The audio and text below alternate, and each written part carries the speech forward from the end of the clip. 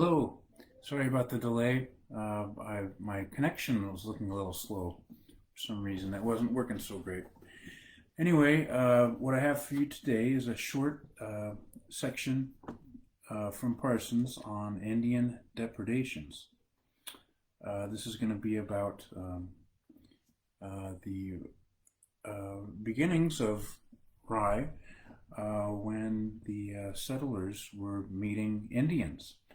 And before I read, I wanted to give kind of a disclaimer about this because Mr. Parsons uses the word savage, which is a derogatory term today. But I wanted to give kind of a history of the term and read something from the Smithsonian about the use of the word. First of all, the word comes from a French word, from sauvage. The French explorers who first met the Indians, they described them as hunters and noble men who would, hunt and gather for their families. And they had a lot of respect for them because back in Europe, where they were from, this was seen as a very noble pursuit. So at first, the name savage was a good name, a description of somebody that was respected. But over time, the word as it is used now is used to mean something totally different.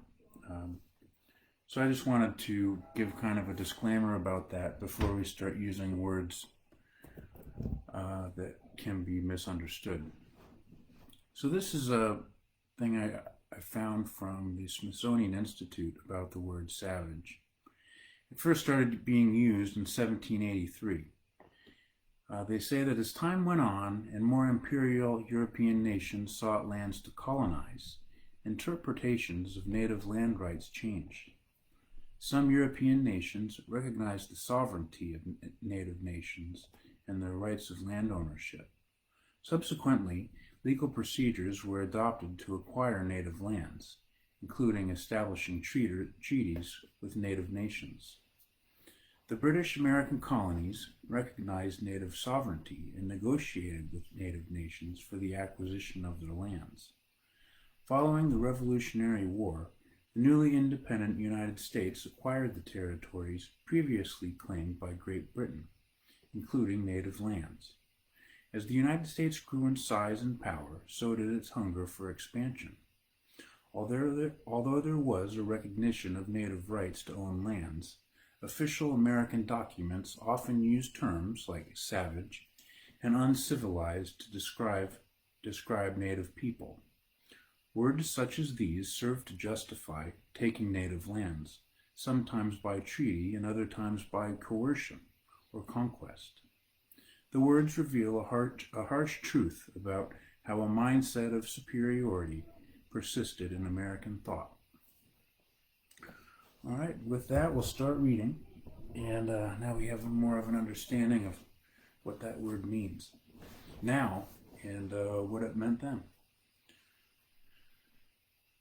All right, so this is chapter 14, Indian Depredations, the Brackett's Lane Massacre. Sandy Beach, in common with many others of the early settlements, suffered terribly from Indian raids. Men, women, and children were slaughtered or carried into captivity. Houses and barns were destroyed by fire, and cattle killed. The settler and his family, when they laid down for the night, had no assurance that they would be aroused before morning by the whoop of the savages, to find their dwellings in flames and all chance of escape cut off. How many of the Sandy Beach pioneers perished through these sudden and deadly attacks is not known, but their number was large. The records of Indian depredations on the settlement are very meager and incomplete, but the most disastrous raid of which there is authentic record took place in September 1691, when a party of savages, variously estimated at from 20 to 40, came from the eastward in canoes and landed at Sandy Beach. They did not attack the Garrison House there, but killed some of the defenseless families living on or near the vicinity to Brackett's Lane, now known as Brackett Road. They took a number of persons captive and burned several houses. Anthony Brackett, who lived near Saltwater Brook, was killed and buried on the eastern side of the highway. His will was proved in 1692. Goodman Rand's family also suffered in this raid, concerning which Dow, in his History of Hampton, says, "Two messengers brought the sad intelligence to Hampton. On their return in the evening, on reaching Ragged Neck, about half a mile south of the Sandy Beach Garrison House, they saw, as they thought, about 40 Indians coming towards Hampton with 5 or 6 canoes on their heads. Having discovered them, the messengers quickly retraced their steps to give the alarm at Hampton. Henry Dow, one of the town committee, immediately wrote and sent a letter to Salisbury, conveying the intelligence to Major Robert Pike, who commanded the militia of the county of Norfolk. Major Pike, having added a hasty note, forwarded the letter to the Sultan Stall, one of the magistrates, who was at Ipswich on court service, and by him it was sent to the governor. The next morning, September 30th, a company of men from Hampton hastened to the scene of the carnage, where they met Captain John Pickering with a company from Portsmouth. The enemy had gone. They were probably preparing to embark at the time they were discovered at Ragged Neck the evening before. Their tracks were traced in the sand, as were also the tracks of 2 women and 1 child, whom, with others, it is supposed they carried into captivity. The companies found the dead bodies of 10 persons, and thought from what they had found in the ashes that 3 of them had been burned with the one house. 7 others were missing. The whole loss was 20 persons. It is said that there are 2 of the Brackett children. There were 2 of the Brackett children carried off by the Indians. One of them, a girl, finally reached Canada, and after she grew up and was married, she came back to Rye and claimed a portion of her father's estate. She took a part of the cattle, and a piece of the land was sold to pay her off. It contained about 7 acres. Jonathan Locke lived on it, and perhaps bought it. Then Richard Lang, and later Samuel A. Trefethen, one of the Bracketts, made up quite a number of verses about the woman coming back after her patrimony, which Thomas J. Parsons, in his youthful days, heard and repeated. The brains of 1 or more children, too young to be easily carried in captivity, were dashed out against a large rock, which stood on what is now Wallace Road, near Brackett Road. The rock, which tradition says bore the stains of blood for many years, was long ago removed in improving the highway. Thomas Walford was mortally wounded on the hill of Brackett Road. After he was shot, he crawled on his hands and knees to the house of a family named Foss, whose members had either fled to the woods or had been massacred by the savages, and drank from a pail of swill he found on the kitchen floor. The hill was called Walford's Hill for many years. Belknap devotes 4 lines in his History of New Hampshire to this Indian raid, as follows. On the 29th of September, a party of them came from the eastward in canoes to Sandy Beach and Rye, where they killed and captivated 21 persons. This next section says Indians at Breakfast Hill. The most serious attack ever made by savages upon the settlers of Portsmouth, so far as the number of persons slain and the amount of property destroyed was concerned, took place 5 years after the Massacre in the district of Sandy Beach. Of this calamitous event, Brewster, in his rambles about Portsmouth, in part says, It was on the 26th of June, 1696, that the Indians made their way to this very spot, called Portsmouth Plains. After their fearful predatory incursions on Dover, Cotton Mather and Belknap referred to the event in short paragraphs. Adams, in his Annals, also records the incident in a single page. The following account has been furnished to us, collected from history, old manuscripts, and traditions, and is the fullest that has ever been published. In the afternoon previous to the Indians commencing their attack on the people, the property of that vicinity, the clouds and chilled air pretended to rain. That night, under the storm, the cattle came frightened from the woods, and at an unusual early hour they sought refuge around their owners' homes. Dover, having suffered from the murdering hands of the treacherous Indians, the thinly settled neighborhood of the plains had constant forebodings. The people awoke at early dawn from their slumber, and were greeted with the light of the burning barns. The Indians had sounded their war whoop, turned their havoc on the houses, rushed upon the inmates, and seized valuable property that could be made usable by them.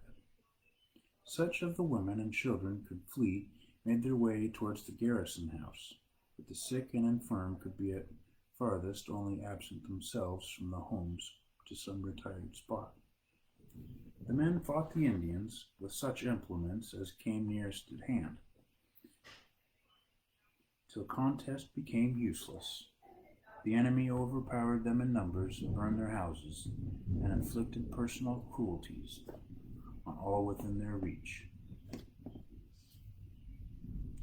The men, when fully repelled from the desperate struggle, fled for their garrison to take firearms and swords, expecting there to find secure wives and little ones.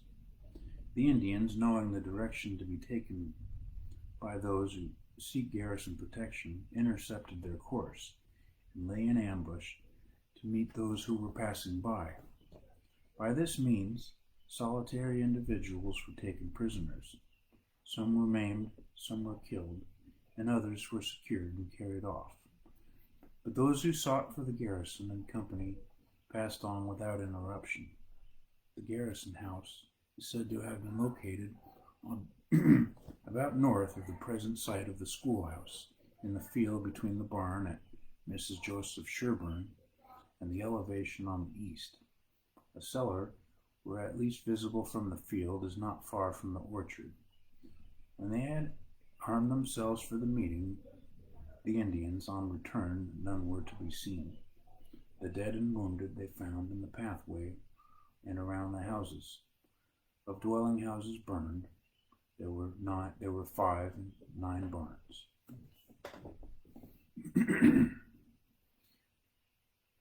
When news was sent from the plains to the bank, the name by which the commercial part of Portsmouth was known, Captain Shackelford rallied his military company and the orders to soldiers that had proceeded to the large rock, which was then, and has been till within the last 6 years, standing within a quarter mile past the plains, and was ever afterwards called Valor Rock.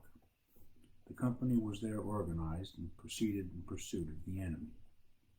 The Indians, about 50 in number, were observed in their canoes, passing up the Piscataqua a day or two previous to their assault on their plains. When the news of the attack reached the commercial part of the town, it was generally supposed that those who saw them knew that they were going upriver to escape from the inhabitants, would be affected by the Indians passing down river in their canoes to avoid justice for their barbarity. The stratagem on part of the Indians was too successful. It served to lead the attention of the people in an improper direction and prevented any effectual action. The savages had moved their canoes in the nighttime, unperceived in the town, and carried them downriver to Sandy Beach and secreted them in the bushes. Captain Shackelford pursued in the course supposed to have been taken by the Indians, Their direction was through the great swamp, in course for Rye. About 4 miles distant of the plains, the military company discovered the incendiaries with their plunder and captives. The 4 prisoners who they had captured had been placed in a position to receive the first effective discharge of guns should a military force appear for attack. They held them at gunpoint. The company rushed upon the ground, rescued the prisoners, and retook the plunder. But the enemy escaped and concealed themselves in the swamp till night. And then their canoes took their departure. One party was sent out in boats, which were arranged in a line to intercept the enemy in their passage. The enterprise would have been successful had not the commander indiscreetly given the orders to fire. This caused the Indians to change their course and make their escape by going outside of the Isles of Shoals. When Captain Shackford routed them at Breakfast Hill, and the boats in the river were waylaying them in their preparations to return to the eastward, it was discovered that those who were seen upriver towards Dover were but a small party, and the whole number, which was then making an escape, was much larger. It was from these circumstances that the Indians and their captives had been engaged in taking Breakfast Hill, on the declivity of the hill near the bounds of Greenland and Rye, that the location was called Breakfast Hill, and has ever since been known by that name. The tribe to which these Indians belonged was never known, nor was it ever known what course they took for their homes after they arrived on the high seas. Belknap, in his brief account of this massacre, says 14 persons were killed on the spot.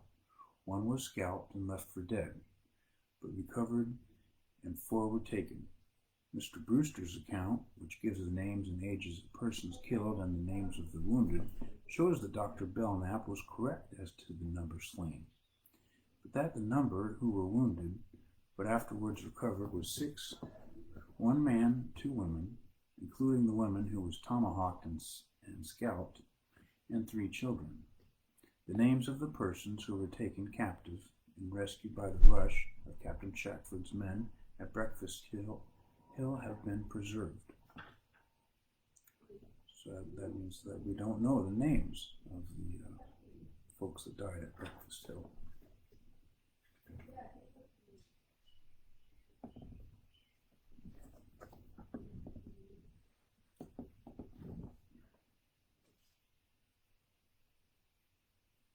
The next section is called Garrison Houses, and I guess we've heard how those played a part. The garrison houses, which were simply 2-story houses built of timber, usually somewhat larger than ordinary dwellings of the settlers, and with the upper story projecting several feet over the lower. The heavy flooring of the projection being pierced with holes to enable the enemy attempting to force an entrance into the lower story or to set fire to the building to be fired on from above, were thickly sprinkled among the settlements during the early years of the colonization period.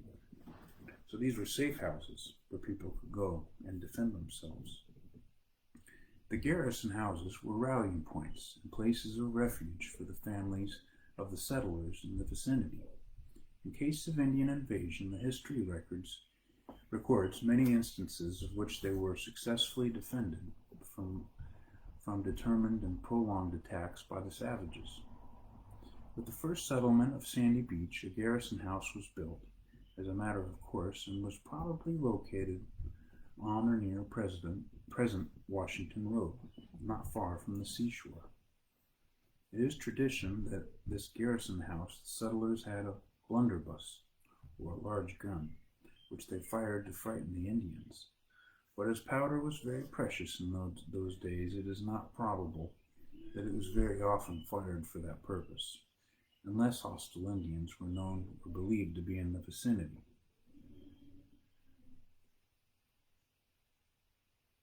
There are writings that show that the Sandy Beach garrison house had some kind of gun much larger than was ordinarily found in a stronghold. When a settlement was made at Jocelyn's, later Lock's Neck, it was found that one of the number of tall trees there, from the branches of which a view could be had of the sandy beach location, had been worn very smooth, supposedly by climbing up of the Indians to watch the Garrison House, and to see when people left and where they went. The Lock Garrison House at Lock's Neck and the Barry Garrison House at Sandy Beach were in existence, as mention made of them in writings shown as late as 1708, and the Garlands had one on Garland Road, which there is reason to believe was standing there in 1720 and possibly later. That there were other such houses in the town is much more probable, but these three are the only ones of which mention has been found in the writings. It is not known that any garrison house in Rye was ever attacked, but if a full record of all of them had been kept, it would have been made an interesting story of the times.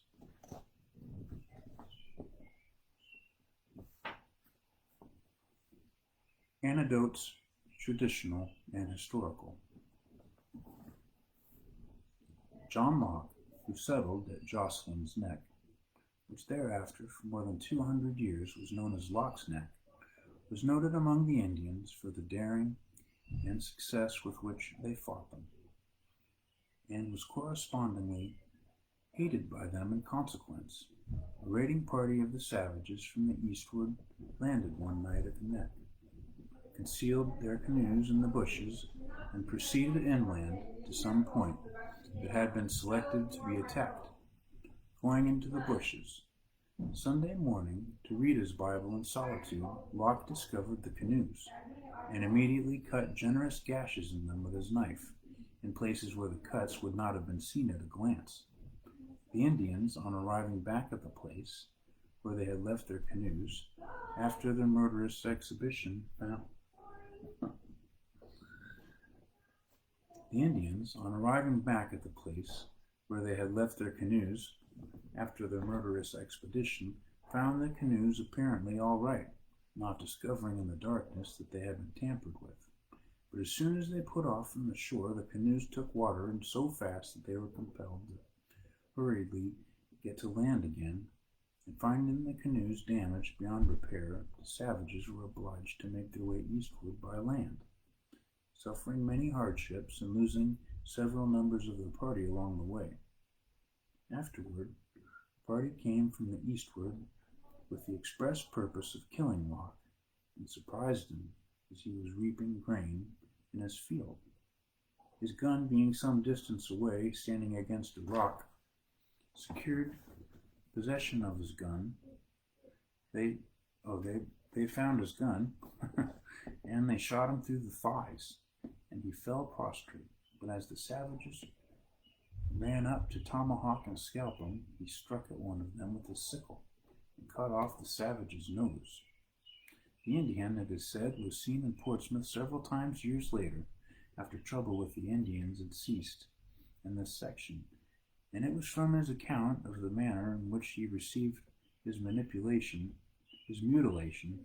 that the circumstances of Locke's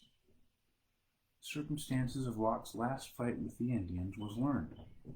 The date of Locke's death was August 6, 1694.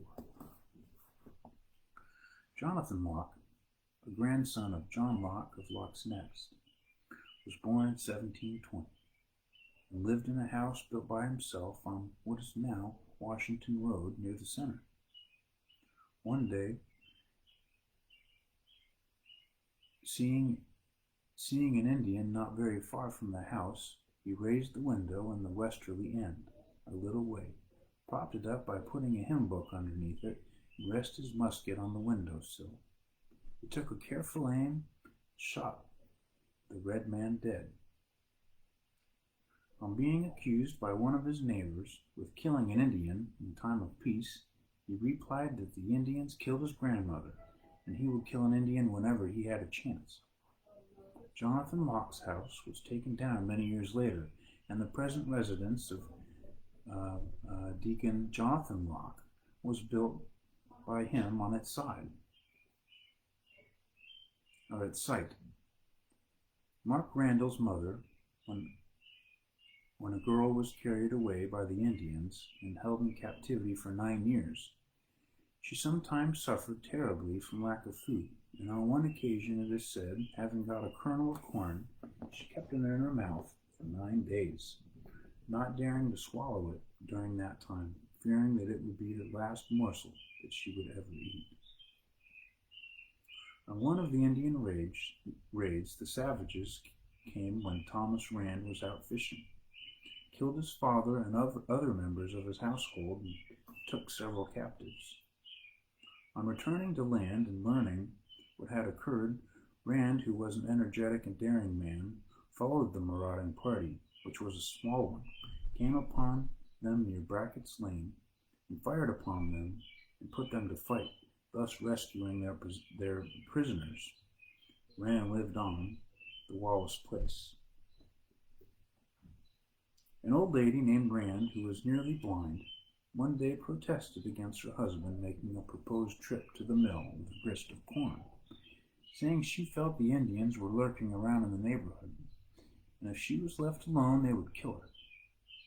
Her husband made light of her apprehension, saying that there was no Indians nearer than the Winnepeskogi, went to the mill this corn.